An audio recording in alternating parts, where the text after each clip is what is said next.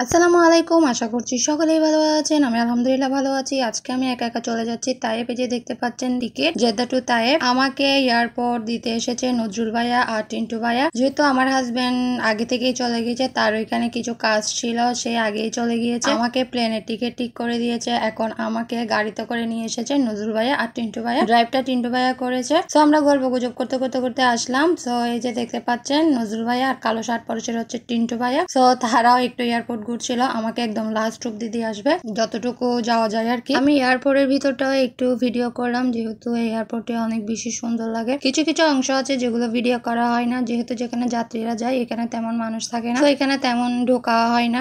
বাহিরের অংশ বা যতটুকু যায় ততটুকুই আপনাদের সাথে শেয়ার করি। তবে আজকে এখানেও শেয়ার করলাম, ভিডিওটা করলাম সুন্দর করে। আপনাদের কাছে কেমন লেগেছে জানি না। যদি ভালো লাগে তো লাইক আর ফলো দিয়ে আমার পাশে থাকবেন। ফেসবুক থেকে দেখলে ফলো দিবেন আর ইউটিউব থেকে দেখলে সাবস্ক্রাইব করে দিবেন। তো এটা হচ্ছে দেখেন লিফট, বলবো একদম প্লেন যেগুলো লিফট থাকে, মানে হাঁটতে হবে না, যেহেতু মানুষের হাতে অনেক লাগেজ থাকে, অনেক জিনিস থাকে, তো বেশি একটা হাঁটা যায় না। তো এই লিফট গুলো থাকাতে কিন্তু মানুষের জন্য অনেক উপকার হয়।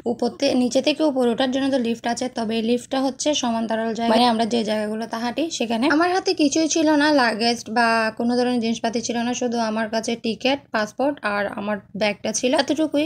তাছাড়া আমার হাজবেন্ড আমার জন্য এখানে ওয়েট করবে এয়ারপোর্টে। আর আমার যা জিনিস লাগবে, একটা দুইটা জামা কাপড়, ওগুলো আমার হাজবেন্ড গাড়িতে করে নিয়ে গিয়েছিল। আর আমি তো জাস্ট কোনো কিছু ছাড়াই যাচ্ছি, কারণ অত জিনিসের দরকার নেই, কারণ থাকবোই মাত্র একদিন কিংবা 2 দিন।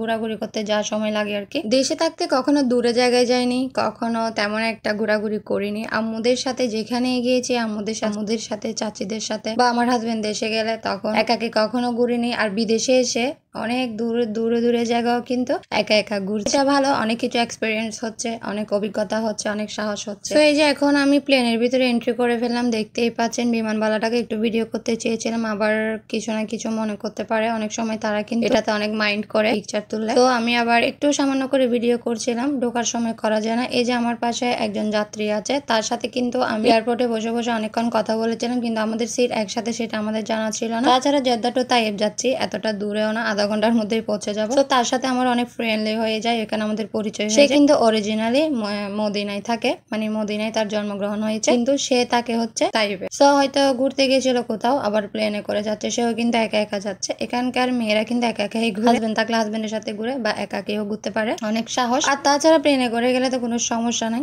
এটা তো আর বাংলাদেশ না যে একটার পর একটা গাড়ি নিতে হবে, বা রিক্সায় করে যাইতে হবে, সিএনজিতে করে যেতে হবে। এখানে গাড়িতে উঠলাম, গাড়িতে করে এয়ারপোর্ট চলে আসলাম, এখানে প্লেনে উঠলাম, বেশ। এখানে এয়ারপোর্টে আমার হাজবেন্ড অপেক্ষা করবে, এখান থেকে গাড়িতে করে আমরা ঘুরতে চলে যাবো তাইবে।